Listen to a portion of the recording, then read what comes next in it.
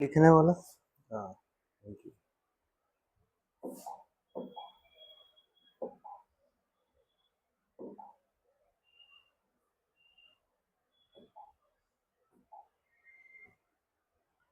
देखिए,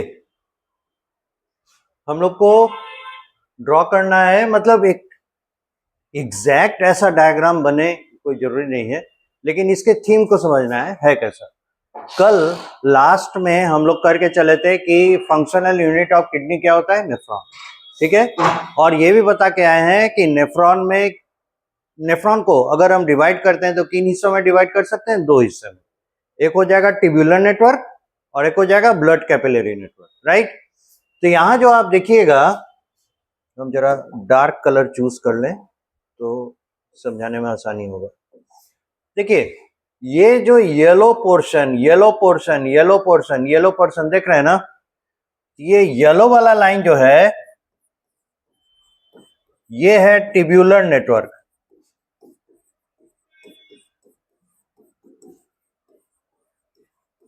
येलो वाला line tubular network है, और ये जो आप रेड वाला देख रहे हैं, दिस वन है ना, ये इधर से आया और वैसे लौट रहा है। ये व्हाइट वाला, व्हाइट नहीं, रेड है ना, रेड वाला जो है वो है द कैपिलरी नेटवर्क।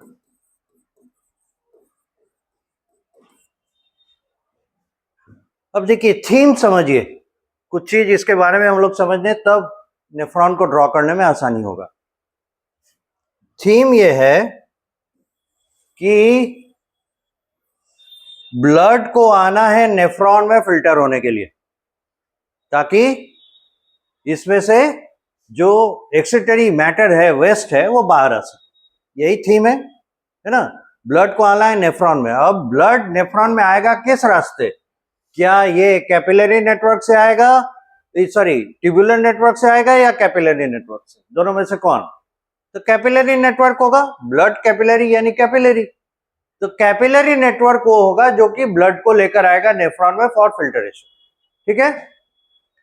अब दूसरी इंपॉर्टेंट बात, फिल्टर करने का तरीका। ठीक है, एक फिल्टर करने का तरीका आप ऐसा देखिए, जैसे मान लीजिए हमारे पास एक पिगी बैंक है, गुल्लक कहते हैं ना। अब गुल्लक है, मान लेते हैं मिट्टी का बना हुआ। गांव घर में जनरली जो होता है, या आपको मेला में जो मिलता है गुल्लक, वो मिट्टी का ही बना होता है। तो उसमें पैसा डाल सकते हैं, पैसा निकालने के लिए बहुत हिलाना पड़ता है, निकल गया तो निकल गया, नहीं निकला तो नहीं निकला, ऐसा ही रहता है। मतलब वो है कि आप उसमें जमा करते जाइए, ये पर्पस रहता है। जब ये भर जाएगा तब या तो इसको फोड़कर आप बैंक में डाल लीजिए, या जो आपका करना है। पर इसका है क्या थीम कि ये जमा हो। ठीक है। अब मान लेते हैं इस गुल्लक में हमने बहुत सारे कॉइन्स डाले, 10 का भी है, 20 का भी है, 5 का भी है, 2 का भी, 1 का भी सिक्का आप डाले हैं, और आपका टारगेट है कि इसमें से सिर्फ 5 के सिक्का को हम अलग करें। ठीक है। 5 के सिक्का को अलग करने का तरीका क्या हो सकता है? सब है, ठीक है, सारे पैसे को उछल दीजिए, उसमें से क्या कीजिए, जितने पैसे 5 रुपए के सिक्के वाले हैं उनको चुन लीजिए। ठीक है, बाकी को वापस डाल दीजिए। एक ये तरीका हो सकता है। दूसरा तरीका क्या हो सकता है, जितने 5 के सिक्के नहीं है उनको चुन लीजिए, वापस डाल दीजिए, बचेगा कौन? 5 का सिक्का। दो तरीका है ना। पहला है भीड़ में से 5 का ही सिक्का हम चुन लिए, अलग कर लिए, अब जो है सबको समेट के उठाकर डाल दिए, एक तरीका है। दूसरा तरीका क्या हो सकता है, 5 का सिक्का छोड़ के जितने भी सिक्के उन सबको चुन लिए। माइंड इट, हम लोग सिलेक्ट कर रहे हैं, लेकिन हमारा सिलेक्शन का टारगेट दोनों टाइम अलग अलग है। तो दूसरी बार हम क्या कर रहे हैं, 5 के सिक्के को छोड़ के बाकी जितने भी सिक्के हैं उनको कलेक्ट कर रहे हैं, और जहां सेफ है वहां रख दे रहे हैं, और रह गया कौन? 5 का सिक्का। तो दोनों तरीके से हमारा 5 का सिक्का ही अलग आएगा, है कि नहीं। अब इसको तरह फिल्टर पेपर पर लेकर आइए। मान लेते हैं हमको फिल्टर करना है और वाटर में कुछ है, कुछ टर्बिडिटी है, कुछ टर्बिड मटेरियल्स हैं जो कि अलग हम नहीं कर पा रहे हैं, चुनकर अलग नहीं कर पा रहे, तो फिल्टर से छान लेंगे। ठीक है, तो एक तरीका क्या होगा, पूरा का पूरा धीरे धीरे करके पानी हम फिल्टर पेपर के ऊपर डालेंगे और प्योर वाटर क्या होगा, जो उसमें वाटर में सॉल्युबल मटेरियल है जो दिख नहीं रहा है उसको लेकर पानी नीचे गिर जाएगा, इसको कहेंगे फिल्ट्रेट। ठीक है, और जो पानी में डिसॉल्व नहीं हुआ वो पानी के साथ बाहर आ नहीं सकता, तो नेचुरली क्या होगा, वो फिल्टर पेपर के ऊपर रह जाएगा। ठीक है, तो इस तरीके से हम एक सेपरेशन कर सकते हैं मटेरियल्स का। तो आपका यहां पे टारगेट क्या था, किसको हटाना, वो जो अनडिजॉल्व्ड है, नॉन डिजॉल्व मटेरियल है उनको, तो उनको हम सीधे फिल्टर पेपर से पास किए, वो छन गए, बाकी सारा नीचे चला गया। क्या ऐसा नहीं लग रहा है कि आप सबको जाने दिए, एक को छोड़ के, ये वही चीज हो गया कि 5 का सिक्का छोड़ के सारे सिक्के को हटा लिए? नहीं लग रहा है? ये एक फिल्टर का तरीका हो गया। दूसरा फिल्टर का तरीका क्या हो सकता है, सब के सब पानी को वहां छोड़ दीजिए, जितना भी वाटर में सॉल्युबल मटेरियल, इनसॉल्युबल मटेरियल है, सबको वहां फेंक रख दीजिए एक जगह पे, और उसमें से कुछ ऐसा तरीका निकालिए जो आपका जरूरी है ना, उसको हम पुल आउट करना चाहते हैं। तो हम क्या कर सकते हैं, वाटर में, वाटर जहां पे है जिसमें सॉल्युबल इनसॉल्युबल मटेरियल सब है, हम क्या करें, एक एब्जॉर्बेंट डालें। आजकल बहुत तरह के एब्जॉर्बेंट आते हैं, जैसे सबसे सिंपल है फोम या स्पॉन्ज, नहीं होता है वाइप आउट करने के लिए। अब तो किचन वेयर है, किचन को भी साफ करने के लिए मोटा स्पॉन्ज का टुकड़ा नहीं आता है, एक बार उसमें लगा दीजिए, सारा पानी खींच लेता है। अब उस पानी में नमक है कि मीठापन है, वो ये नहीं चूज करता है, पानी है, पानी आ जाना चाहिए, यानी वाटर सॉल्युबल मटेरियल के साथ वाटर ये पिक आउट कर लेगा। एक स्पॉन्ज टाइप मटेरियल अगर हम रखें तो ये क्या करेगा, उन मटेरियल्स को पिक आउट कर लेगा जो वाटर सॉल्युबल है, इनसॉल्युबल इन वाटर, क्या उस स्पॉन्ज में आएगा? नहीं आएगा। तो दूसरा तरीका क्या हो गया, हम क्या किए, उन मटेरियल्स को, मतलब 5 के सिक्के को हम अलग कर लिए, और बाकी क्या हो गया, अपने आप सेपरेट हो गया। तो कहने का मतलब है हमारे पास फिल्टर करने का 2 तरीका है, एक जो हमें नहीं चाहिए उसको पहले ही अलग कर लिए, और दूसरा हमें जो चाहिए उसमें से चुन लिए। दोनों तरीके चल रहे हैं। अब किडनी का नेफ्रॉन इन दोनों में से कौन सा तरीका अपनाता है, ये है पॉइंट ऑफ इंटरेस्ट। तो किडनी इन दोनों में से दूसरा तरीका अपनाता है, जैसे आप बताए ना अभी कि सारे मटेरियल्स को एक जगह डाल दिए और स्पॉन्ज डाल के चुन लिए कि हाँ ये मटेरियल मेरे पास आने चाहिए। किडनी ट्यूब्यूल भी वही करता है। ये करता क्या है, यहां आप ध्यान दीजिएगा, इसको थोड़ा बड़ा करें तो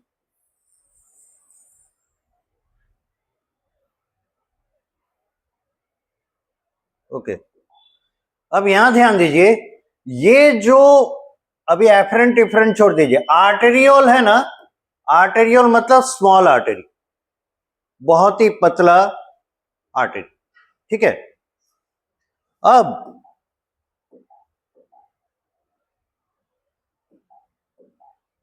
इस आर्टेरियोल में जो ब्लड आया,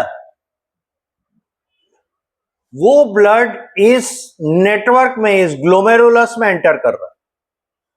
ठीक है, ग्लोमेरुलस में एंटर कर रहा है, और ग्लोमेरुलस में जैसे जैसे एंटर कर रहा है, आप देख रहे हैं आने वाला आर्टेरियोल का ब्रॉडनेस ज्यादा है कि नहीं, आने वाले आर्टेरियोल का ब्रॉडनेस ज्यादा है। अब यहां जो नेटवर्क बनाया, इसकी मोटाई और इसकी मोटाई में अंतर नहीं नजर आ रहा है, यानी जैसे ही ग्लोमेरुलस में ये आर्टेरियोल एंटर कर रहा है, इसका ब्रॉडनेस काफी कम हो गया। ये तो वैसे ही बात है कि हम पाइप से पानी पटा रहे हैं और खेल खेल में क्या कर रहे हैं, उसका मुंह छोटा कर दे रहे हैं, पानी दूर तक जाएगा कि नहीं जाएगा? सेम हियर, यहां जितनी फोर्स के साथ ब्लड आ रहा था, जितने प्रेशर के साथ ब्लड आ रहा था, आप इसका रास्ता छोटा कर दिए, प्रेशर बढ़ेगा कि नहीं? प्रेशर बढ़ेगा। तो ब्लड प्रेशर बढ़ने के कारण क्या होगा, ब्लड का सेल्स और बड़े प्रोटीन मॉलिक्यूल्स छोड़ के जितने भी कंपोनेंट हैं ब्लड के प्लाज्मा में, लगभग सब के सब इस एरिया में आ जाएंगे। ये है बोमेन्स कैप्सूल। और वेस्ट कहां बैठा हुआ है? प्लाज्मा में। ब्लड के प्लाज्मा में वेस्ट है ना, तो सारा का सारा वेस्ट किसमें है? प्लाज्मा में। और इसने पूरे प्लाज्मा को कहां भेज दिया? बोमेन्स कैप्सूल में। अब ब्लड के पास रह क्या गया? थोड़ा बहुत प्लाज्मा और ढेर सारे अपने सेल्स। तो हाईली कॉन्सेंट्रेटेड ब्लड हो गया, राइट।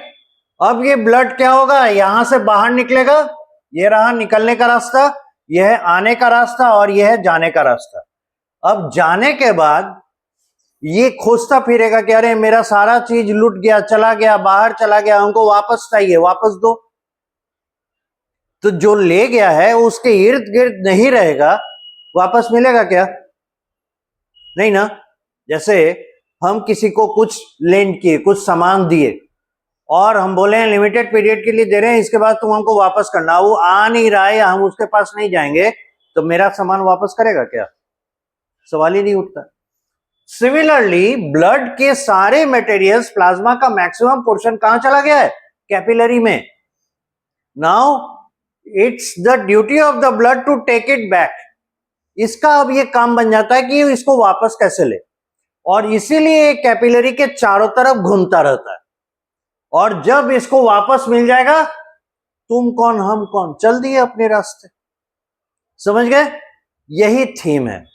अब देखिए, थीम का पहला एपिसोड हम लोग देखे कि ये क्या करने वाले हैं कि ब्लड प्रेशर बढ़ा के अपने प्लाज्मा का मैक्सिमम हिस्सा किसमें भेज देगा? कैपिलरी नेटवर्क यानी बोमेन्स कैप्सूल। हो गया। अब बोमेन्स कैप्सूल आगे बढ़ेगा जैसे जैसे, तो किस पे आ जाएगा? यहां देख रहे हैं प्रॉक्सिमल कन्व्यूलेटेड ट्यूब्यूल, देख रहे हैं ना, प्रॉक्सिमल कन्व्यूलेटेड ट्यूब्यूल यहां पहुंचेगा। कहां आएगा? Proximal convoluted tubule. Proximal convoluted tubule उस स्पॉन्ज की तरह है जो जरूरी चीजों को खींच लेता है। यानी प्लाज्मा में वाटर है, बहुत सारा आयंस है, शुगर है, ग्लूकोज है, अमाइनो एसिड्स हैं, इन सारे चीजों, कुछ फैट्स है, फैटी एसिड्स है जो जरूरी है, इन सारे चीजों को क्या कर लेगा? प्रॉक्सिमल कन्व्यूलेटेड ट्यूब्यूल पर आपको मिलेंगे क्यूबॉइडल एपिथेलियम। और क्यूबॉइडल एपिथेलियम जानते ही हैं, एब्जॉर्ब भी करता है, सिक्रीट भी करता है। तो यहाँ एब्जॉर्ब करने के लिए और स्पेशलाइज हो गया, अपने ऊपर विल्लाई लगा के रखा है, माइक्रो विल्लाई। इसी बुक में देखिएगा उस एरिया को लिखा है, it is brush border epithelium, brush border cuboidal epithelium mention किया है। तो क्यूबॉइडल है और उस पर माइक्रोविल्लाई लगे हुए हैं। आप तो जानते हैं एपिथेलियम टिश्यू के सरफेस पे तीन तरह के स्ट्रक्चर्स हो सकते हैं, या तो माइक्रोविल्लाई हो सकते हैं, या सीलिया हो सकता है, या स्टीरियोसीलिया हो सकता है।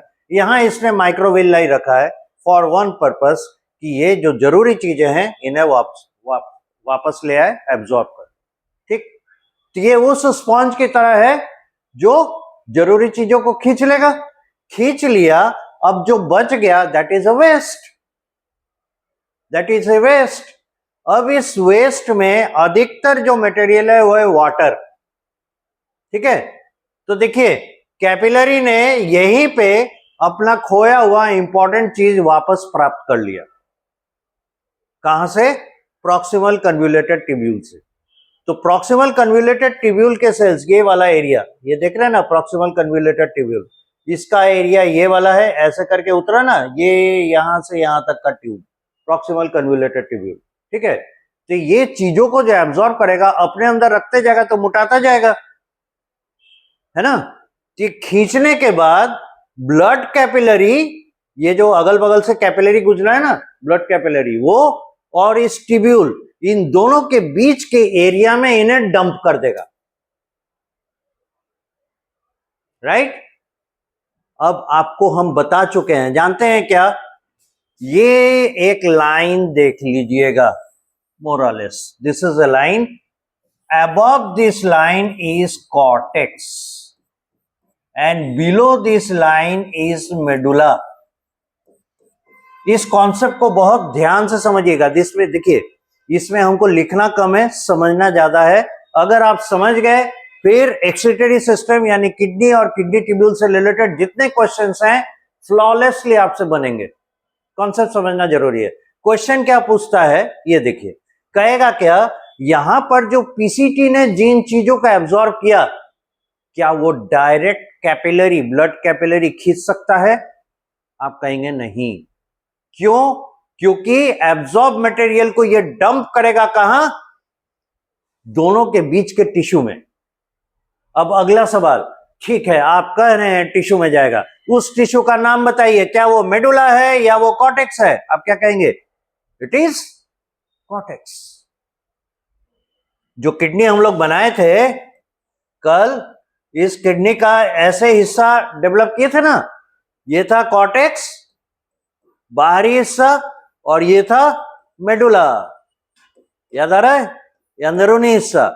और आपको ये भी बता कर भेजे हैं, देखे होंगे, ऐसे अगर मेडुलरी पिरामिड्स हैं, ऐसे पतले पतले स्ट्रक्चर्स निकले हैं जिसे हम लोग पेपिला कहे थे, और पेपिला में आके खुलते हैं ये कलेक्टिंग डक्ट्स, यानी नेफ्रॉन का ओपनिंग कहां है? यहां। तो नेफ्रॉन का मेजर हिस्सा कहां बैठा हुआ है? कॉर्टेक्स में। तो ये अगर इन चीजों को एब्जॉर्ब करके भेजेगा कहीं पे, कहां पर भेजेगा? कॉर्टेक्स में। आई बात समझ में? 2 मिनट समय लीजिए, चीजों को माइंड में लाइए। सारा डिस्कशन पार्ट होना चाहिए था। तो हम पूछ रहे थे, जैसे ये तो आप लोग बताए कि ब्लड कैपिलरी के वॉल पर एक्सचेंज ऑफ मटेरियल होना है, तो कौन सा टिश्यू होना चाहिए? Squamous epithelium.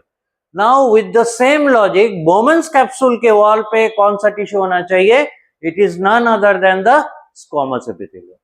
तो ये दो बड़े इंपॉर्टेंट हिस्से हैं, इनको आप समझ चुके है ना। हम लोग कौन सी चीज को फॉलो करना चाह रहे हैं? भाई, ब्लड कैपिलरी इस तरीके से क्यों जा रहा है, ये समझने के लिए। पर उस तक आने के लिए पीछे के फंक्शंस को समझना जरूरी। तो हम लोग क्या क्या देखे? पहला चीज देखे कि ब्लड फिल्टर होने के लिए ग्लोमेरुलस में आएगा। ग्लोमेरुलस में फिल्टर होने के लिए जब आएगा तो अपने मैक्सिमम पॉसिबल चीजों को कहां ड्रेन कर देगा? बोमन्स कैप्सूल में। अब इसके अंदर से एसेंशियल चीजें और वेस्ट मटेरियल दोनों बाहर आ चुके। कहां आ गए हैं? Bowman's capsule. ठीक है। अब बोमन्स कैप्सूल आगे की ओर बढ़ता है to the proximal convoluted tubule. बता चुके, प्रॉक्सी मतलब होता है किसी के बदले, तो यहां पे नजदीक कहने का मतलब है। किसके नजदीक? Bowman's capsule. तो प्रॉक्सी से प्रॉक्सिमल हो गया।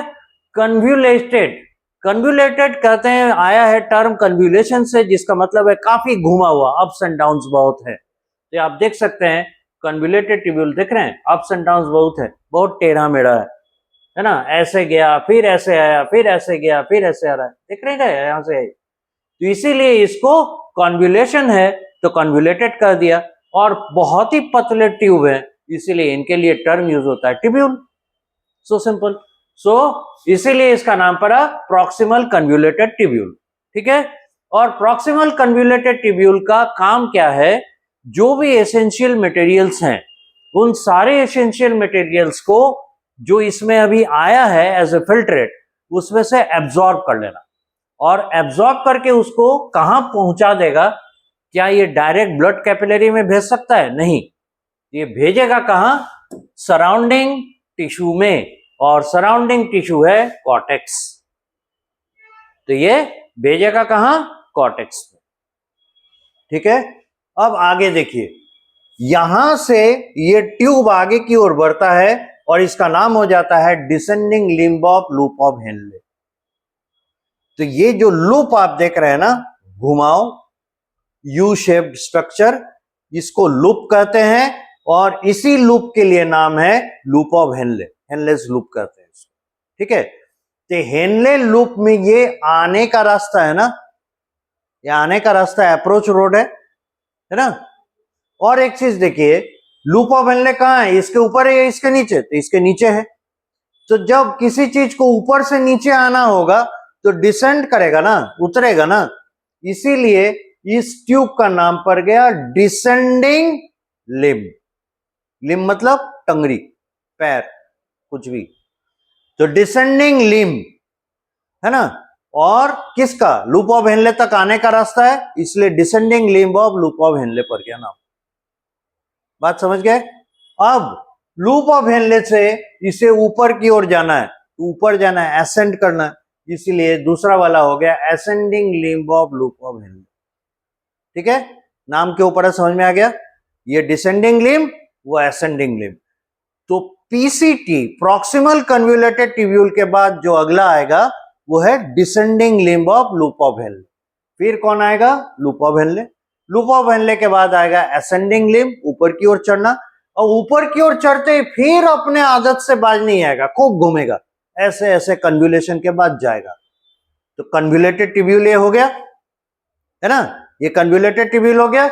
लेकिन ये कन्वोल्यूटेड ट्यूब्यूल बोमेन्स कैप्सूल से दूर है कि नहीं, दूर है, इसीलिए डिस्टेंट है, तो नाम पड़ गया डिस्टल कन्वोल्यूटेड ट्यूब्यूल। वो प्रॉक्सिमल कन्वोल्यूटेड ट्यूब्यूल पीसीटी ये दूर है, इसीलिए डिस्टल कन्वोल्यूटेड ट्यूब्यूल। ठीक है, अब ये डिस्टल कन्वोल्यूटेड ट्यूब्यूल आके आगे जाकर खुलेगा किसमें, कलेक्टिंग डक्ट में।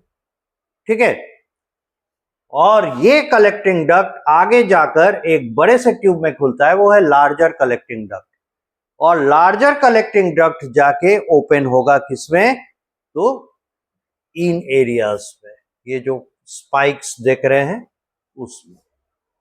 इस तरीके से इसकी बनावट है, पर बात अभी भी वही रह गई, ब्लड कैपिलरी इस तरीके से क्यों अपने आप को अरेंज किया है, क्या है कि जगह जगह पे मटेरियल इस ट्यूब्यूल में से निकल के बाहर की ओर आते हैं एज पर रिक्वायरमेंट, जरूरत के मुताबिक, जरूरत की चीजें, आवश्यक चीजें कहां निकल कर आ रही हैं, ट्यूब्यूल में से निकल के बाहर की तरफ। अब जो एरिया कॉर्टेक्स का है कॉर्टेक्स में आएगा, जो एरिया मेडुला का है मेडुला में आएगा, पर आएगा जरूर। ठीक है, तो कुछ चीज निकलेगा और ट्यूब्यूल में से निकल के या तो कॉर्टेक्स में आएगा या मेडुला में आएगा। ठीक है, अब कॉर्टेक्स और मेडुला में से ब्लड कैपिलरी उन चीजों को वापस प्राप्त करेगा, it will get back those essential materials from the cortex और medulla, not directly from the tubule. ठीक है, इसीलिए ये इसका पीछा करता रहता है, और जहां जहां ये ट्यूब्यूलर नेटवर्क गया वहां वहां ये जाता है, राइट। अब एक चीज और है, एब्जॉर्प्शन के लिए, खासकर वाटर के एब्जॉर्प्शन के लिए एरिया है ना, आपका डीसीटी भी रहता है, कलेक्टिंग डक्ट भी रहता है, इन सब जगहों से वाटर एब्जॉर्ब होते हैं, पर बाकी कोई भी एसेंशियल चीजें यहां से एब्जॉर्ब नहीं होती। तो इसीलिए एसेंशियल चीजों को एब्जॉर्ब बैक करने के लिए ये ब्लड कैपिलरी इन ट्यूब्यूलर नेटवर्क को चारों तरफ से घेर के रखता है, और जब इसको चारों तरफ से घेर लिया, इसको अपना मटेरियल मिल गया, ये वापस चला जाता है जहां से आया था। तो आया किससे, आर्टरी बनकर, जाएगा कैसे, वेन बनकर। तो ये जो आप यहां पर एक ब्रांच देख रहे हैं एफरेंट आर्टेरियोल का, ये किससे टूट कर आया है, रीनल आर्टरी से। जो कल हम लोग स्ट्रक्चर देखे थे किडनी का, हाइलम वाले एरिया से रेड कलर का ब्लड वेसल घुस रहा था, दैट वाज रीनल आर्टरी, और ब्लू कलर का ब्लड वेसल बाहर निकल रहा था, दैट वाज रीनल वेन। तो ये इसका काम पूरा हो चुका, ये प्यूरिफाई हो गया, और रिक्वायर्ड मटेरियल एंड वाटर लेके बैठा हुआ है, ये किस में ड्रेन होगा, रीनल वेन में। तो ये आया रीनल आर्टरी से, जाएगा रीनल वेन की ओर। ठीक है, this is the concept, clear है ना। अब हमारे पास टारगेट क्या है, इसको बनाएं कैसे, है ना, इसको ड्रॉ करना भी तो है। तो देखिए,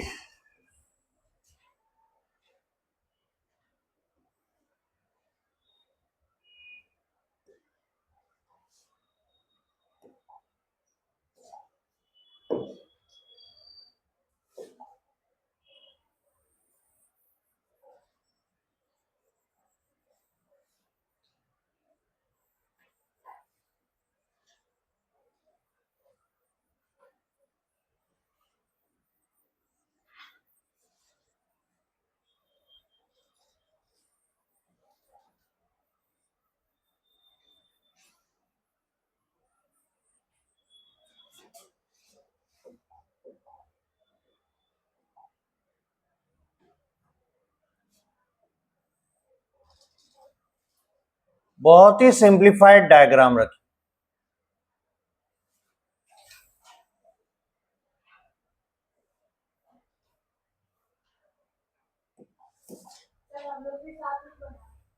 हाँ,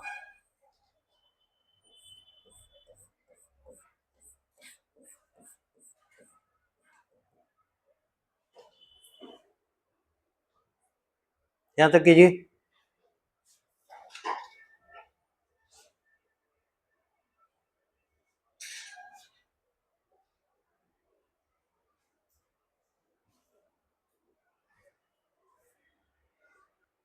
और मिलाकर देखिए, एक टंगड़ी उसका इसके चारों तरफ होते हुए नीचे की तरफ उतरता गया, फिर ऊपर चला गया, गया है ना।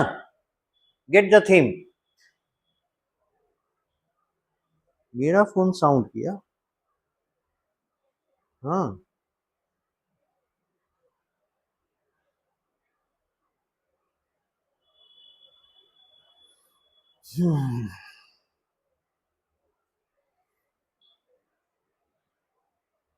इंटरेस्ट आ रहा है।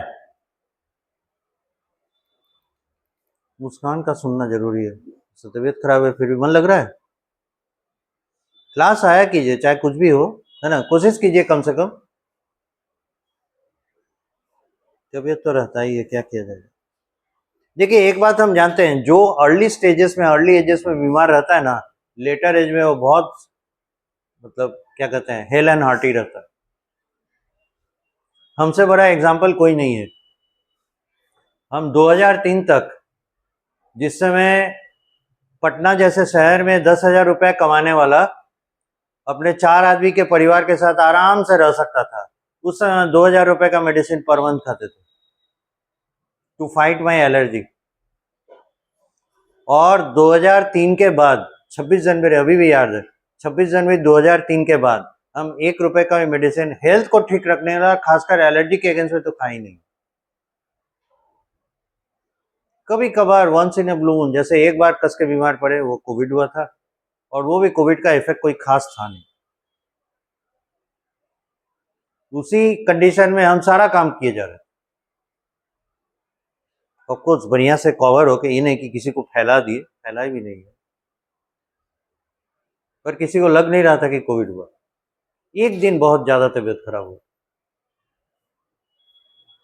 तो ऐसा होता है, शुरुआत में जिसका तबीयत ज्यादा खराब रहता है, बाद में वही।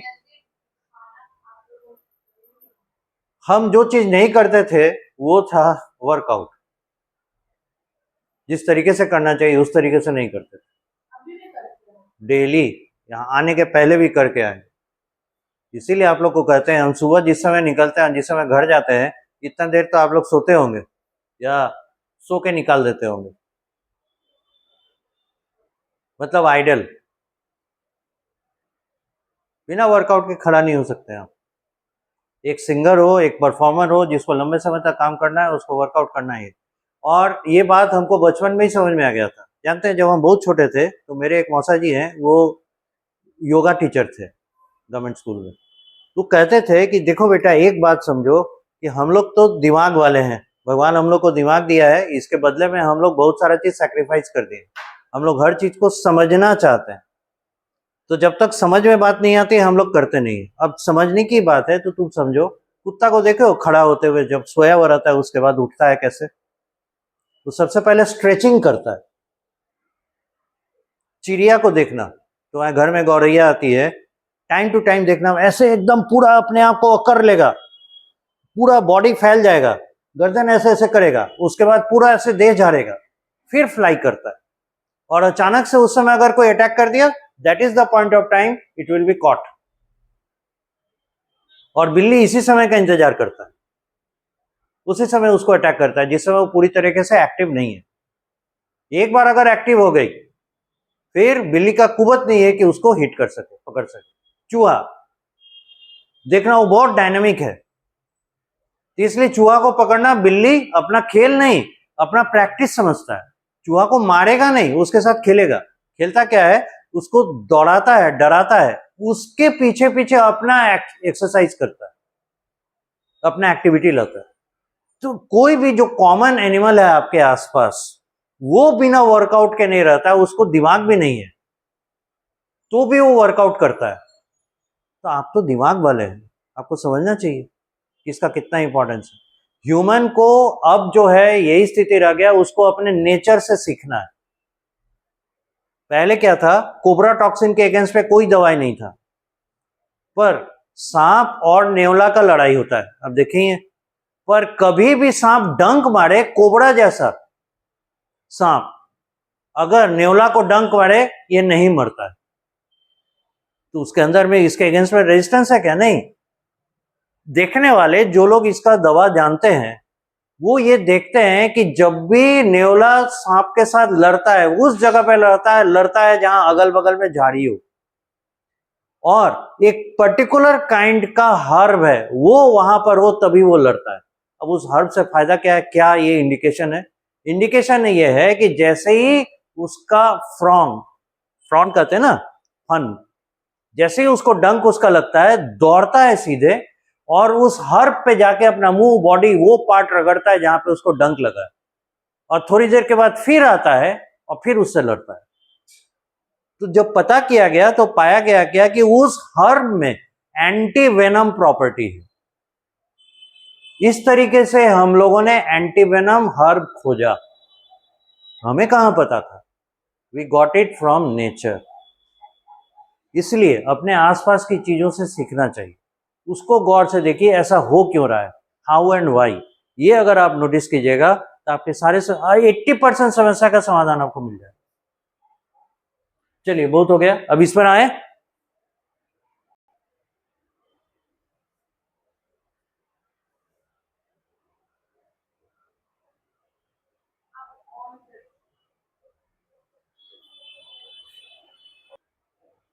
अब देखिए, नेमिंग करना है। ये इसमें जो ब्लड आएगा, ये है ब्लड, और इससे ब्लड वापस जाएगा। ब्लड वापस जा रहा है, इससे ब्लड आ रहा है, जिससे ये ब्लड इसमें आ रहा है फ्रॉम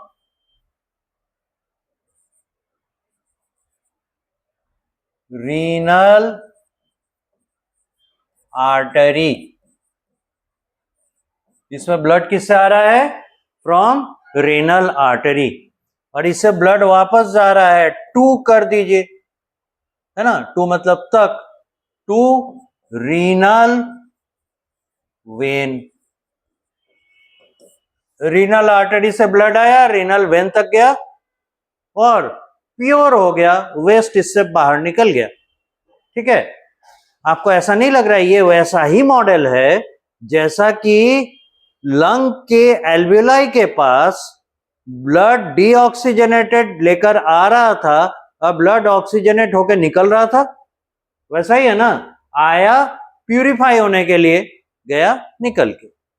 वहां भी पल्मोनरी आर्टरी से ब्लड आ रहा था और लौट रहा था किससे? प्यूरिफाई होके, पल्मोनरी वेन से। यहां भी देखिए, रीनल आर्टरी से वेस्ट लेकर आ रहा है, लौट रहा है किससे? रीनल वेन से। सिमिलरिटी, इन सारी चीजों को पिक कीजिएगा। अब ये जो ब्रांच आउट होकर आया, इसका नाम है एफरेंट, AFFERENT, एफरेंट आर्टेरियोल। ये है एफरेंट आर्टेरियोल। और ये जो लौट रहा है ना, ये है इफरेंट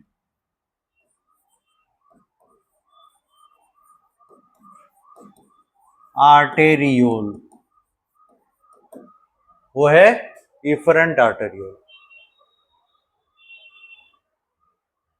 अब इस महात्मा का नाम है बोमेंस कैप्सूल।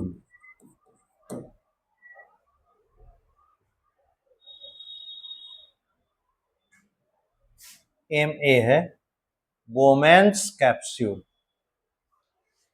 और ये है कैपिलरी का जो नेटवर्क है, ये रहा नेटवर्क ऑफ कैपिलरी इसको कहते हैं ग्लोमेरुलस। इसको कहते हैं ग्लोमेरुलस।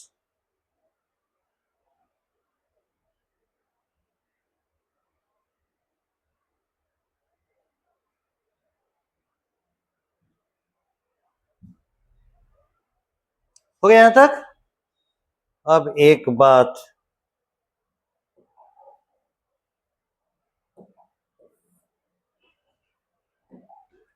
ये देखिए, बोमेन्स कैप्सूल और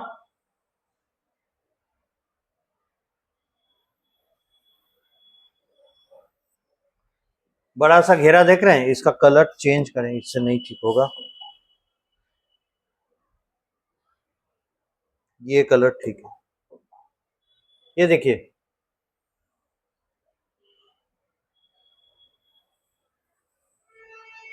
ये घेराबंदी किसका है? Bowman's capsule. और किसका है? ग्लोमेरुलस। इनका है ना। इन दोनों के कॉम्बिनेशन के लिए एक नाम है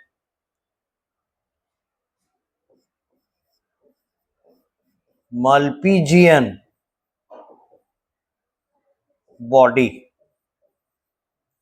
या कॉर्पसल। कॉर्पसल मतलब होता है बहुत छोटा स्ट्रक्चर। मल्पीजियन बॉडी या मल्पीजियन कॉर्पसल इसे कहते हैं, याद रखिएगा। बोमेन्स कैप्सूल और ग्लोमेरुलस मिल के एक स्पेसिफिक स्ट्रक्चर कंस्टिट्यूट करता है, इसी का नाम है मल्पीजियन बॉडी या मल्पीजियन कॉर्पसल। ठीक, अब आगे बढ़ते हैं नेमिंग की ओर। बोमेन्स कैप्सूल जो उतरा और काफी घुमावदार रास्ते में गया, यही है पीसीटी। ठीक है, और फिर नीचे की ओर उतरा, ये है DESCENDING, डिसेंडिंग लिम्ब। और ऊपर की ओर आ रहा है, ये है ASCENDING, एसेंडिंग लिम्ब। किनका? Of loop of Henley. एक है डिसेंडिंग लिम्ब, एक है ascending limb of loop of Henley. ठीक है, और ये साहब, ये वाला, ये एरिया, ये है लूप ऑफ हेनले। ठीक है, ये हो गया loop of Henley. Loop of Henley ऊपर चढ़ने के बाद किस में खुला? DCT। ठीक है, और DCT आगे बढ़ा, बना कलेक्टिंग डक्ट।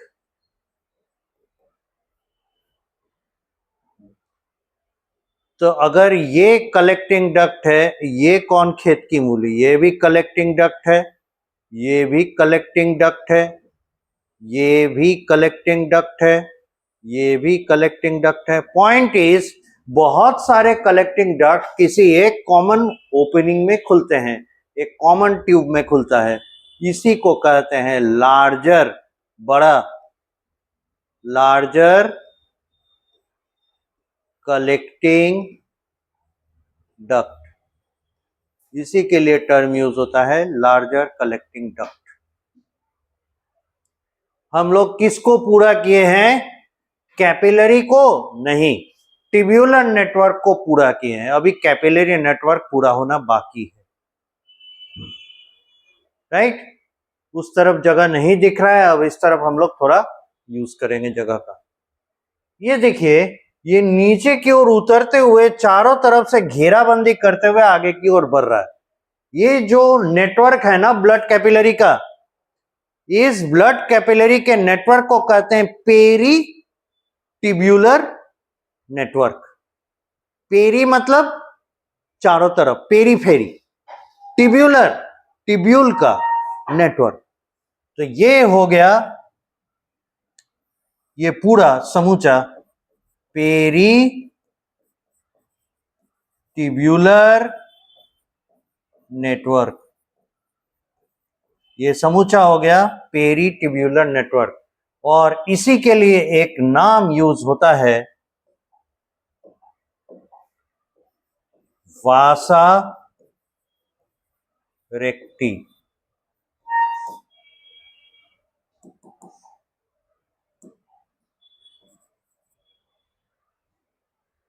या वासा रेक्टा कह लीजिए, सब हो गया तो।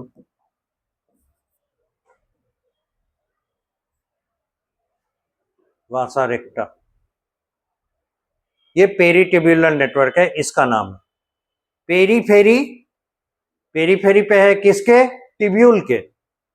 ये ब्लड कैपिलरी का नेटवर्क है जिसे हम लोग वासा रेक्टा के नाम से जानते हैं। फिगर का डिस्क्रिप्शन चाहिए होगा। फिगर का नाम है द नेफ्रॉन, सम्मान के साथ द नेफ्रॉन।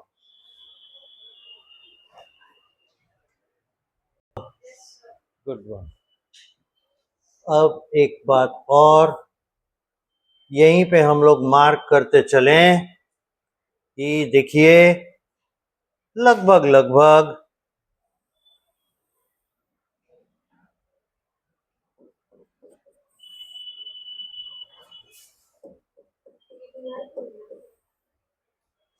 एक डिमार्केशन बना रहे हैं।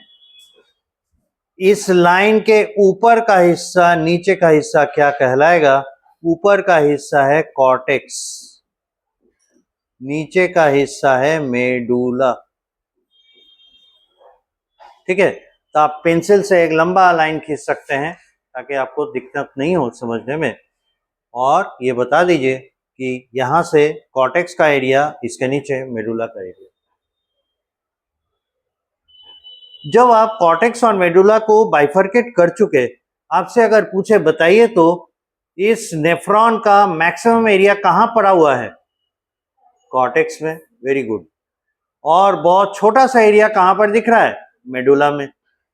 तो हमारे बॉडी में, ह्यूमन की बात कर रहे हैं, जिसमें यूरिन काफी वॉल्यूमिनस होता है, यूरिन में वाटर काफी निकलता है, तो ऐसे एनिमल्स जिनके यूरिन में वॉल्यूम अच्छा खासा रहता है, वैसे एनिमल्स के जो अधिकतर नेफ्रॉन होते हैं उसका मैक्सिमम पोर्शन कॉर्टेक्स में, थोड़ा सा पोर्शन मेडुला में रहता है। अधिकतर, I am not saying all, 100% नहीं, very few are that which is not like this, but maximum is of this kind.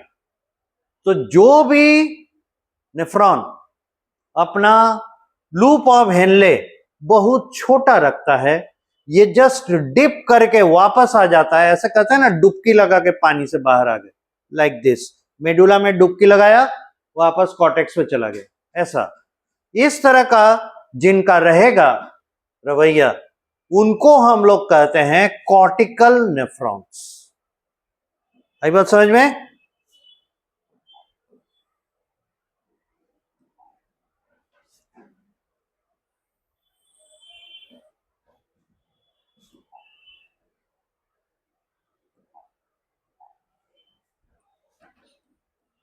Those nephrons लिखते भी चलिएगा, विच हैव, देखिए कैसे टैक्टफुली इसको हम लोग डील करेंगे। Those nephrons which have very small loop of Henley, are called cortical nephron. Humans have maximum number of nephrons of this kind.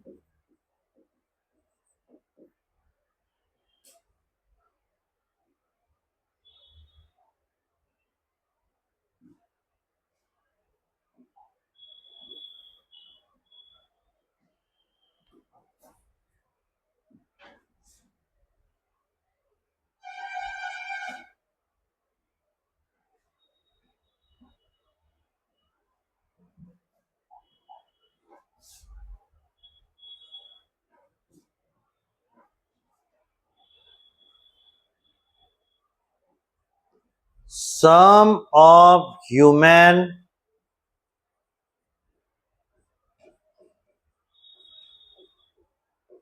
nephrons are having long, लंबे होते हैं, loop of Henle.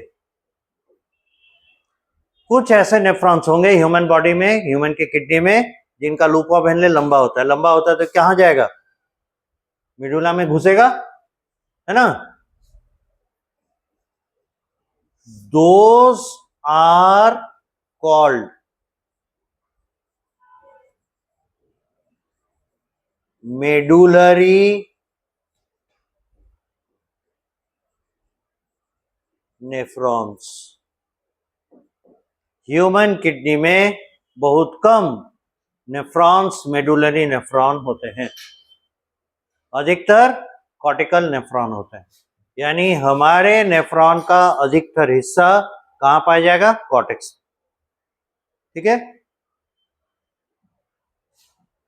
बहुत discuss हो गया. अब कुछ important points. Some important features for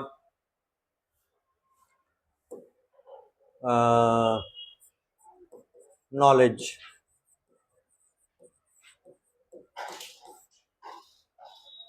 serial number 1.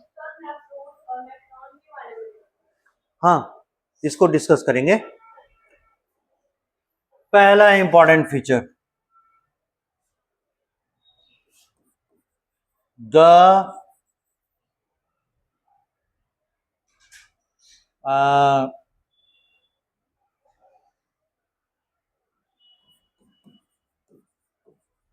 tubular network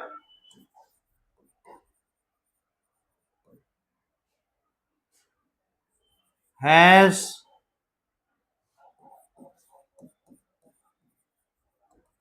following parts: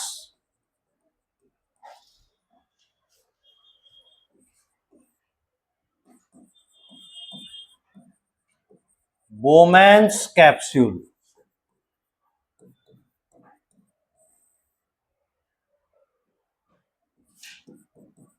has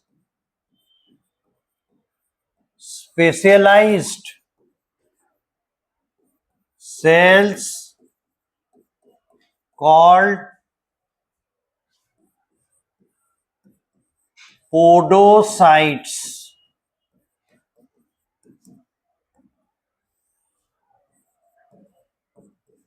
Are the cells of squamous epithelium.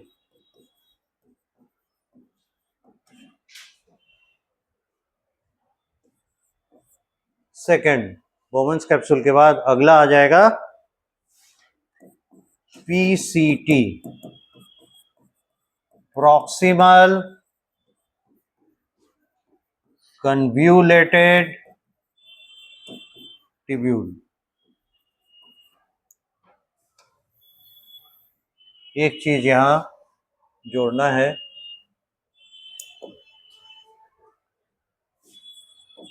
It is responsible for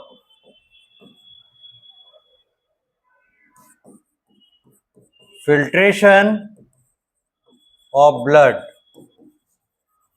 and it receives wastes from the blood.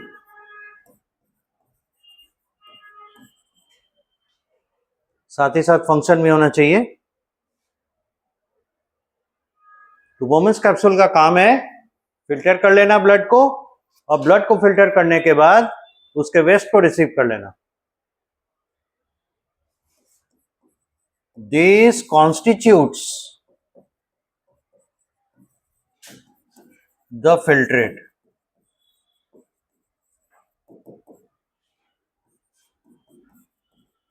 Filtrate has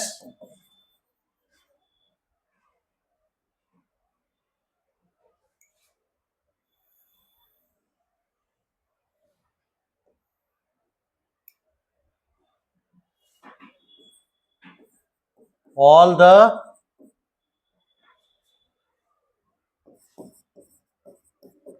parts of plasma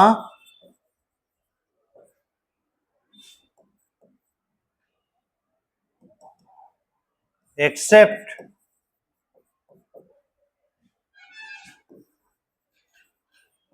large proteins and the formed elements.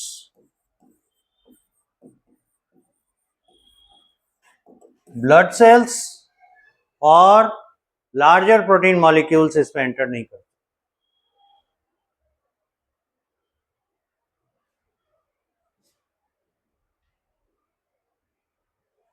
बहुत हुआ। अब PCT के बारे में।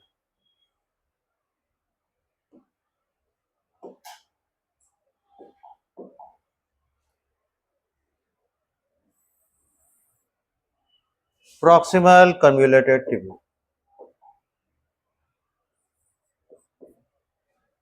It is lined at its lumen, इस तरीके से है ना, ऐसे रहता है। तो ये एरिया हो गया ल्यूमेन, और यहां पे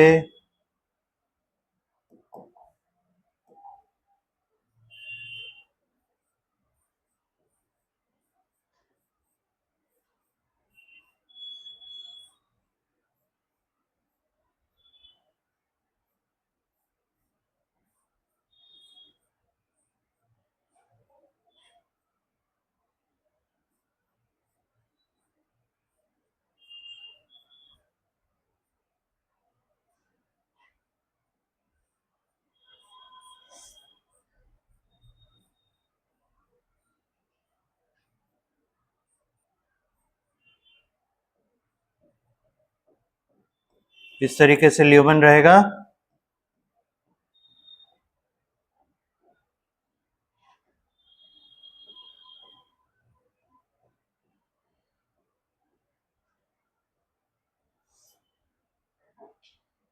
इसी को थोड़ा एनलार्ज कर लें ऐसे करके, तो हम लोग देख पाएंगे क्यूबॉइडल एपिथेलियम के सेल्स पाए जाते हैं।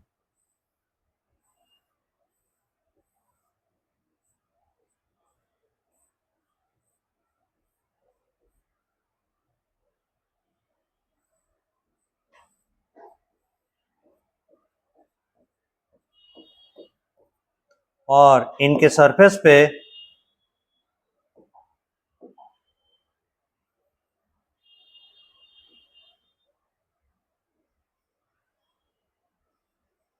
इस तरीके से माइक्रोविलाई रहते हैं। ये हो गए माइक्रोविलाई, और ये हो गए sales of cuboidal epithelium.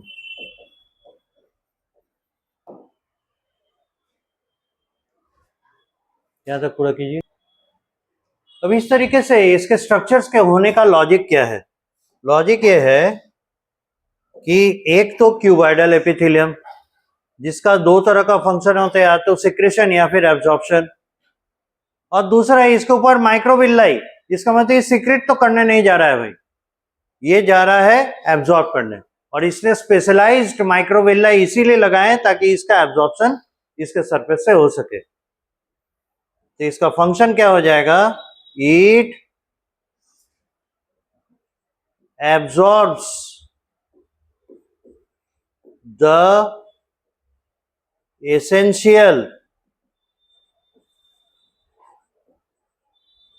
materials from the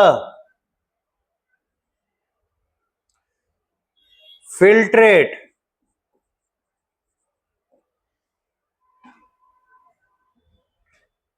and pull them into the interstitial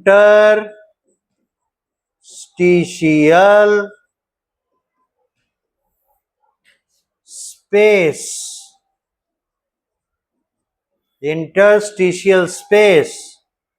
in the cortex of kidney। इनका काम है चीजों को जो एसेंशियल है फिल्ट्रेट में चले गए हैं, फिल्ट्रेट में चले गए हैं, उस फिल्ट्रेट में से पुल आउट कर लेना, पुल देम, और कहां ड्रेन करेगा? इंटरस्टिशियल स्पेस में। और ये इंटरस्टिशियल स्पेस कहां का होगा? Of the cortex. ठीक है,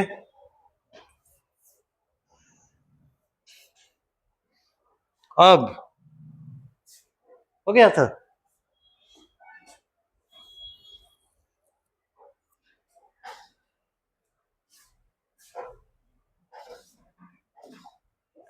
पीसीटी के बाद अगला स्ट्रक्चर दिखाई पड़ता है और वो है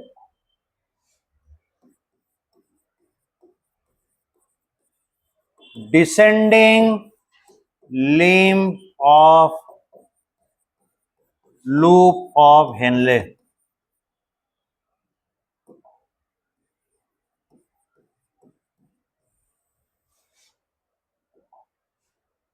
और इसकी खासियत क्या है? It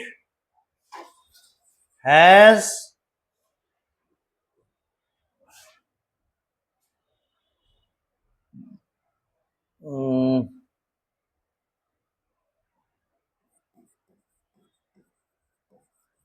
permeability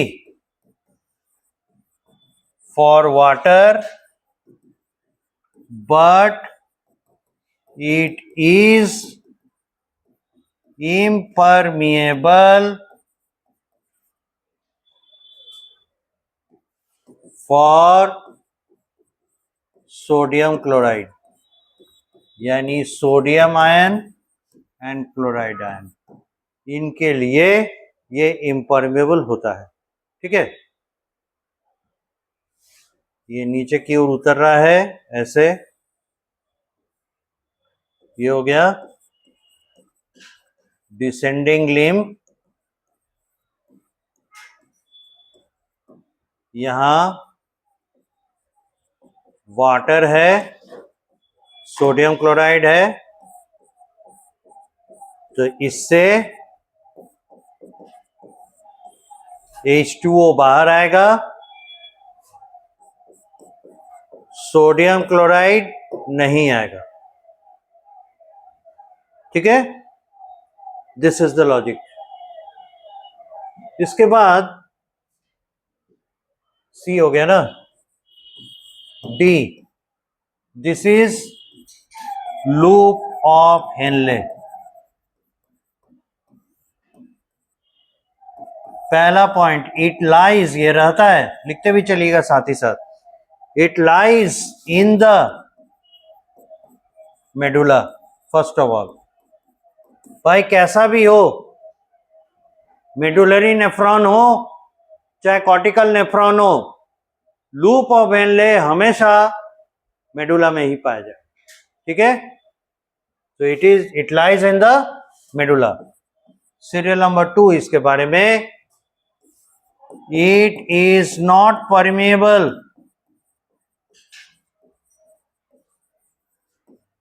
to either water और सोडियम क्लोराइड। ये जो छोटा सा टर्न है, this is loop of Henley.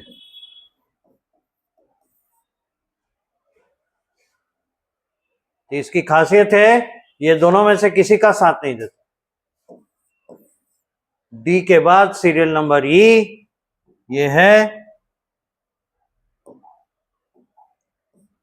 DCT, यानी कि डिस्टल कन्व्यूलेटेड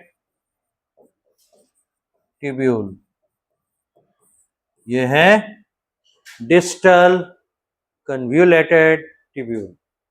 अब डिस्टल कन्व्यूलेटेड ट्यूब्यूल की खासियत क्या है?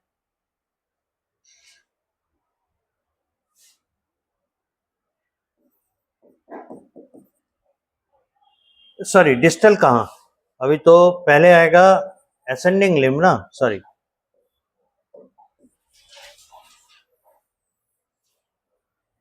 अभी तो डिस्टल कन्व्यूलेटेड ट्यूब्यूल नहीं आएगा।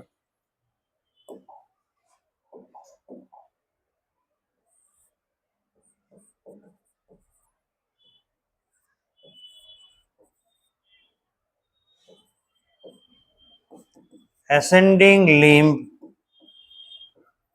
of loop of Henle,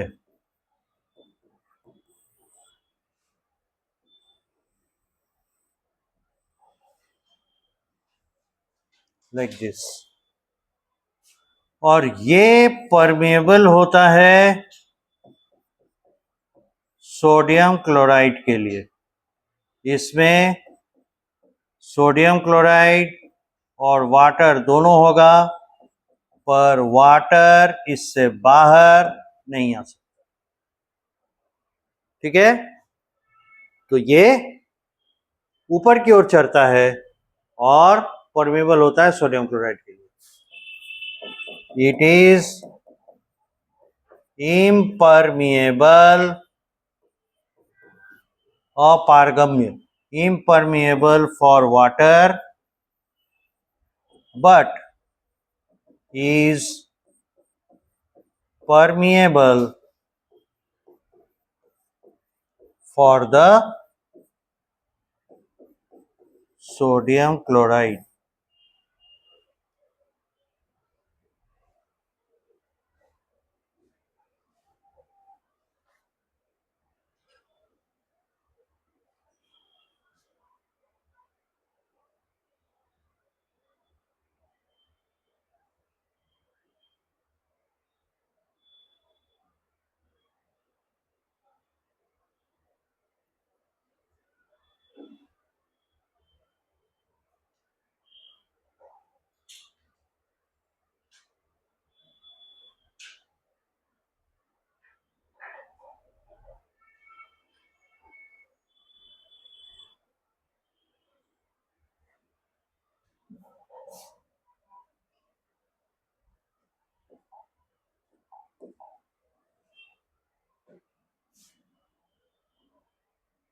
ये हो गया E।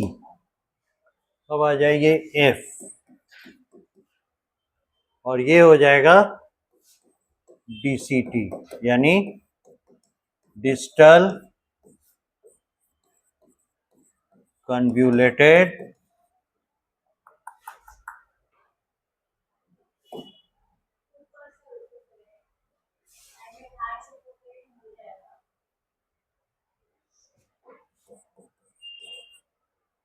distal convoluted tubule, DCT, or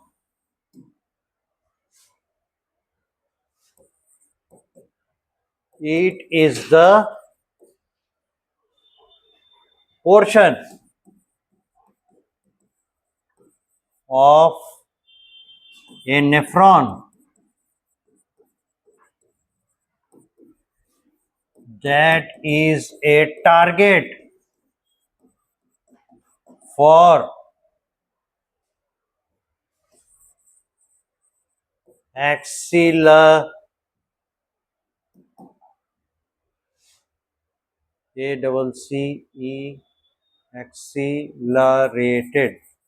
accelerated water reabsorption.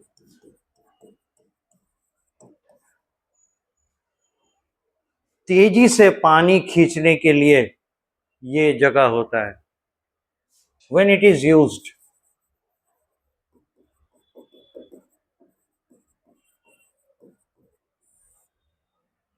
ये तब किया जाता है when there is dehydration. अगर शरीर में पानी की कमी हो रही है, डिहाइड्रेशन किसी भी कारण से, ड्यू टू फास्टिंग, लंबे समय तक प्यासे भूखे हैं, स्वेटिंग, पसीना काफी चल गया, इन्फेक्शन अटैक एटसेट्रा. जैसे इंटेस्टिनल इन्फेक्शन हुआ, बहुत ही ज्यादा फ्लूइडी फीकल डिस्चार्ज हो रहा है, बॉडी में पानी की कमी हो जाएगी. तो under those circumstances when there is a dehydration, चाहे किसी भी रीजन से हो, it is the one from where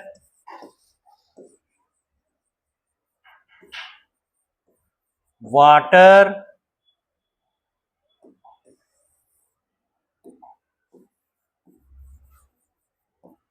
is reabsorbed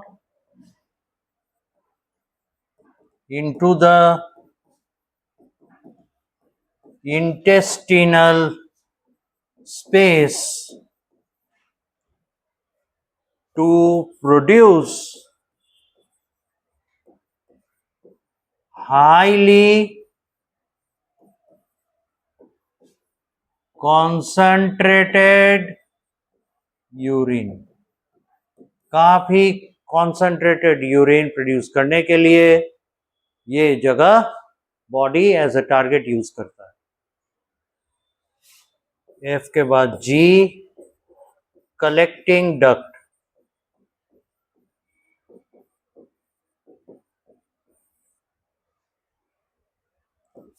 DCT opens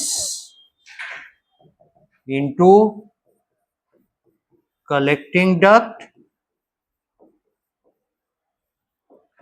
which drains into, जो खुलता है आगे जाके, drains into larger collecting duct.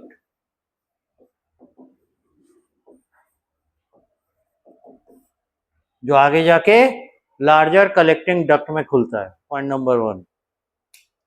अब है क्या, डीसीटी भी उसी कलेक्टिंग डक्ट भी उसी तरीके से हेल्प करता है जिस तरह से डीसीटी करता है. यानी जब शरीर में, बॉडी में वाटर की कमी है, डिहाइड्रेशन हो रहा है, तो वाटर को एब्जॉर्ब बैक करने के लिए डीसीटी के बाद दूसरा टारगेट होता है कलेक्टिंग डक्ट. ठीक है. During dehydration, like DCT, it is also the target for water reabsorption to produce concentrated urine.